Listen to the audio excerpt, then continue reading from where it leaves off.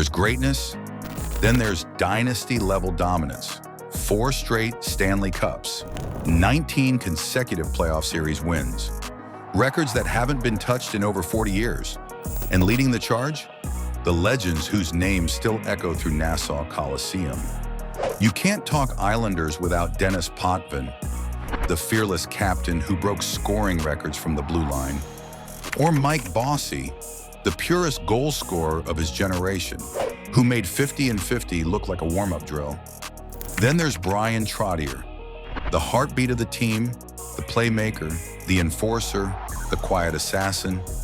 But the fourth face, we'll get to him later.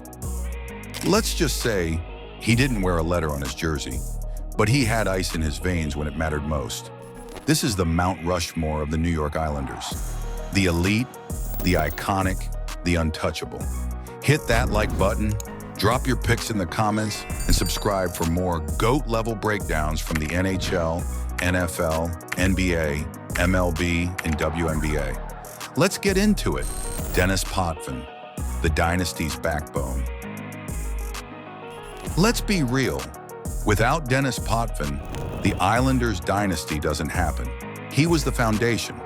Taken first overall in the 1973 draft, Potvin didn't just play defense. He changed the way the position was played. He wasn't just part of the offense, he drove it. 3 Norris trophies. The first defenseman to ever reach 300 goals and 1,000 points. He captained all 4 of those Stanley Cup winning teams, led the 1976 Canada Cup in scoring as a defenseman, and became the first player in Islanders history to have his number retired. 5 hangs in the rafters for a reason. And with Potvin setting the tone from the back end, the Islanders also had a goal-scoring force unlike any other. Someone who made scoring look effortless. Mike Bossy, 50 and 50 forever. If you watched Mike Bossy for even a few shifts, you knew he was different. Blink, and you probably missed him scoring, because that's what he did better than almost anyone in NHL history. Bossy was a pure, natural-born goal scorer. In just 752 games, he racked up 573 goals. An incredible 0.76 goals per game, still the best rate the league has ever seen. In 1980 to 81, he joined an exclusive club by scoring 50 goals in 50 games, becoming just the 2nd player ever to do it. He won 4 Stanley Cups, took home 3 Lady Byng trophies for his elite combination of skill and sportsmanship, and he did it all in one jersey, the Islanders. Bossy wasn't loud, didn't chirp opponents, and never chased attention. He let his stick do the talking, and every time it did, the puck found the back of the net. But every unstoppable offense needs a steady, relentless force at its core. Someone who held it all together. Bryan Trottier, the engine of it all. While Mike Bossy was bearing goals and Denis Potvin was locking things down on the back end, Bryan Trottier was the engine running the whole machine. Trottier brought balance, toughness, and elite playmaking to the Islanders' core. He finished his career as the franchise leader in both assists, 853, and points, 1,353. And he wasn't just piling up stats, he was winning.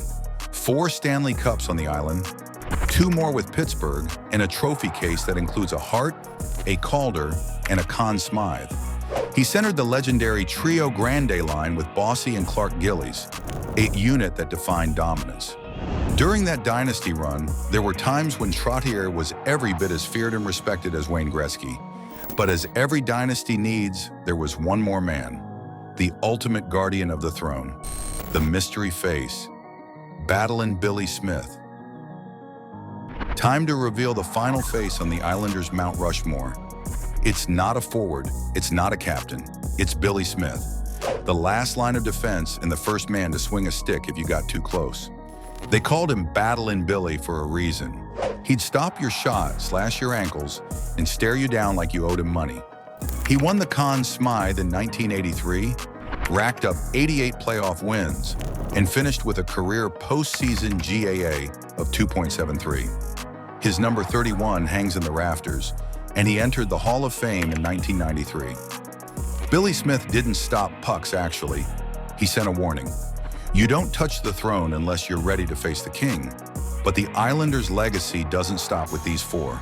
There were others who nearly made the mountain, legends who deserve a shout-out too.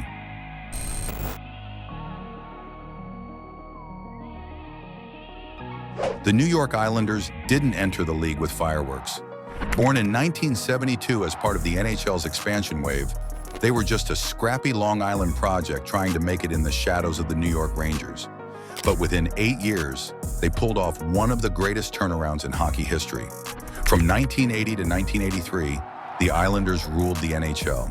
4 straight Stanley Cups, a 19-series playoff win streak, a dynasty that remains unique. They were tough, talented, and tight-knit. They didn't just win, they owned the moment. And this brings us to the men who defined that moment, starting with the fearless leader on defense.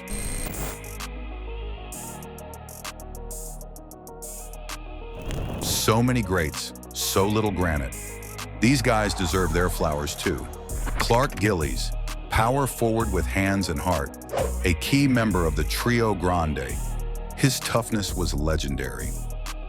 Bobby Nystrom, Mr. Clutch himself. His OT winner in 1980 gave the Isles their first ever cup. Pat LaFontaine, brief but brilliant, one of the purest talents in franchise history, and later a Hall of Famer. Brent Sutter, grit, grind, and leadership. He brought stability and two-way play through the 80s.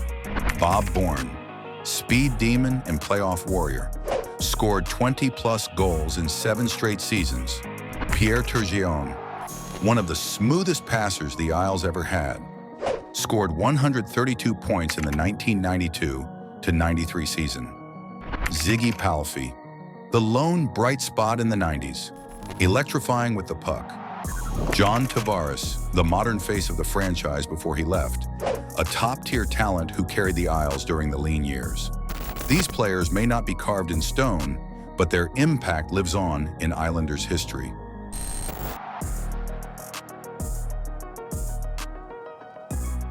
The New York Islanders Mount Rushmore isn't just about numbers. It's about heart, history, and hockey that defined a decade. Potvin's leadership, Bossy's goals, Trottier's everything, Smith's swagger. These 4 didn't just win, they made the Islanders immortal. Agree with the list? Got a different face? Drop your picks in the comments. And don't forget to like, subscribe, and hit that bell icon so you don't miss our next all-time breakdown. Next time, maybe we do the Rangers. Let's go, Islanders.